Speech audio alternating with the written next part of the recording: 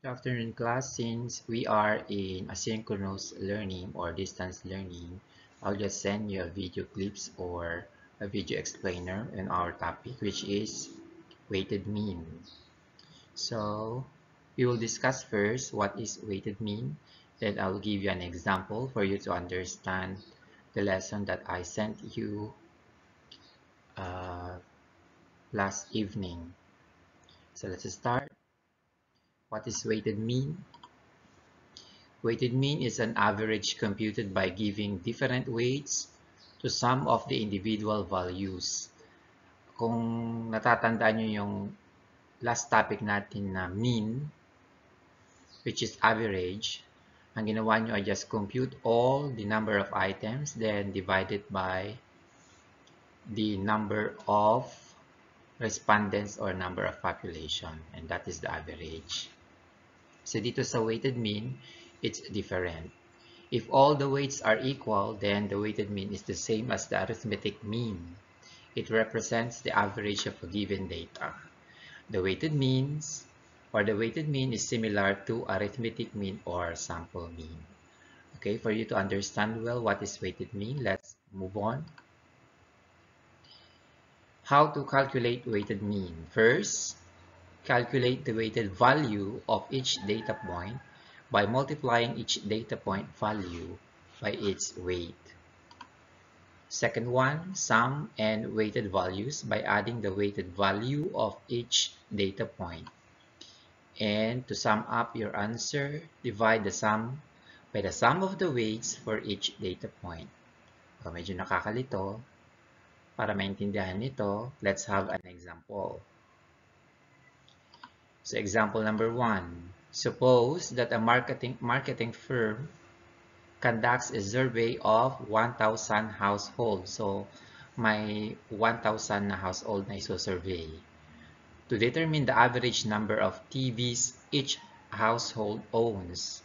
So the data show a large number of households with 2 or 3 TVs or televisions and a smaller number with 1 or 4. So every household in the sample has at least 1 TV and no household has more than 4.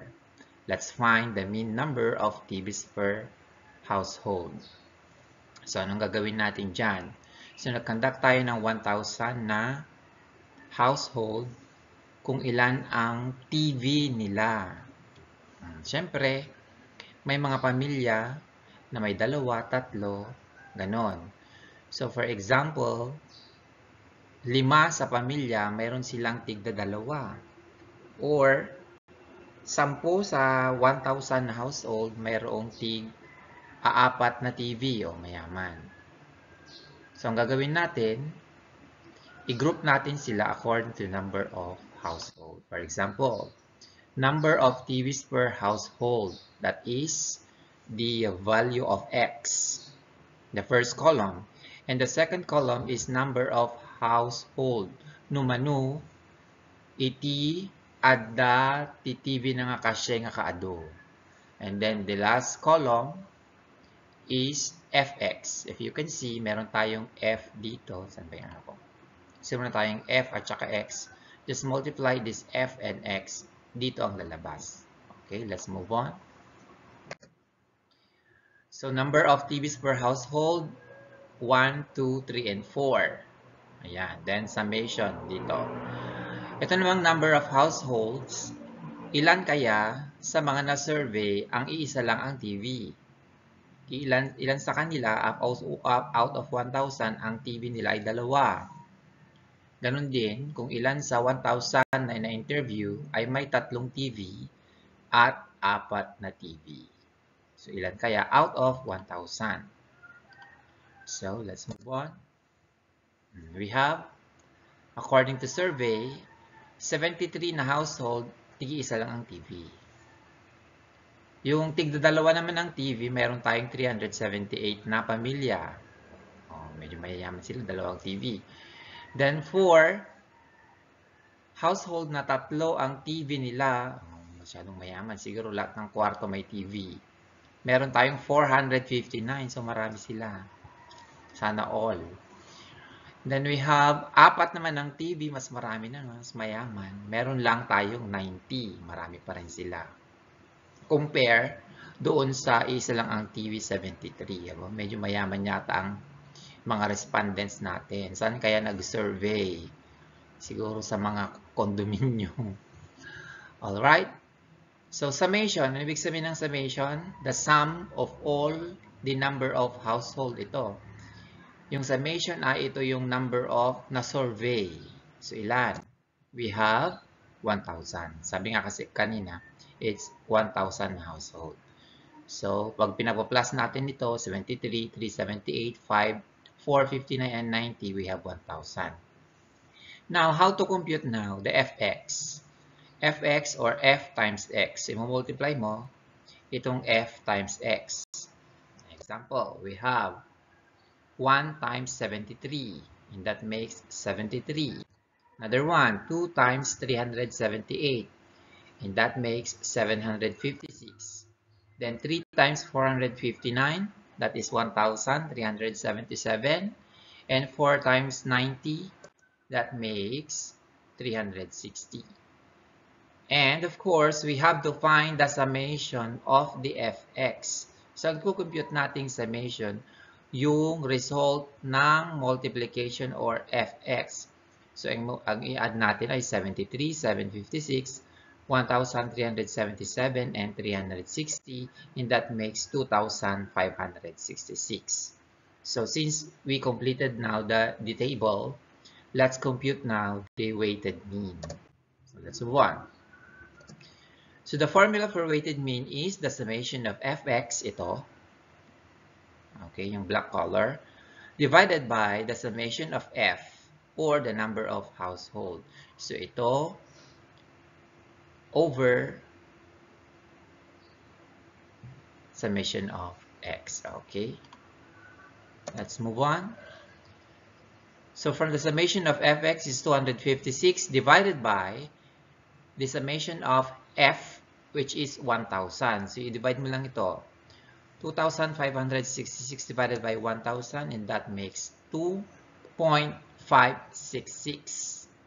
So, the weighted mean is 2.566. But since we're talking about the number of household, wala namang 2.56 na pamilya, kundi dapat in whole number. So, let's round off this 2.566. How to round off? Kung yung susunod sa point ay 5 above, then we round up.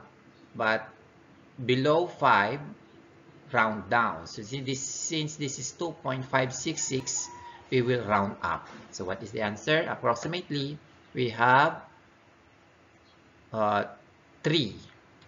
Hindi nakita kasi nandito yung picture ko. So, sulat ko siya. Summation. Okay, approximately 3. Ayan. Okay, next.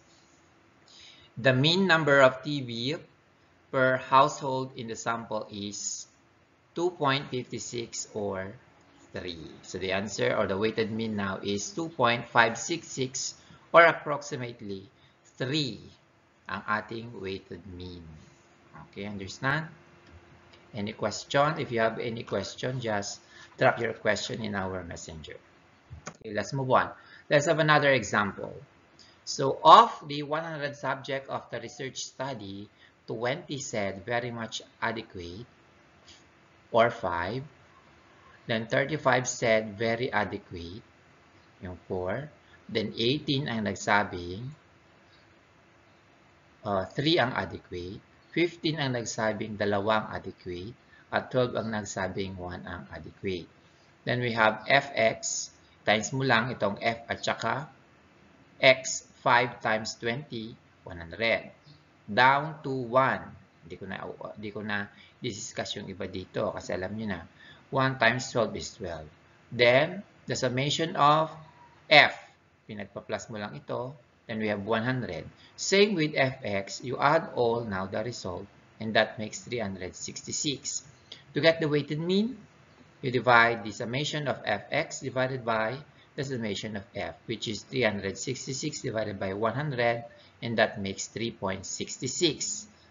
How to round off? Sabi natin kanina, if after decimal, the value is 5 above, then round up.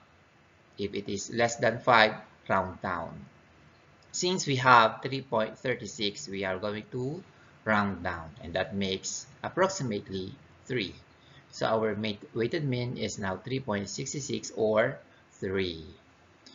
So any question, if you have any question, you can just drop your question in our messenger, then I will reply. Alright? So, pwede nyo ulit-ulitin ang video na ito. Later, mag-send ako ng activities ninyo. Activities should be recorded pa rin. Okay? Goodbye. Thank you.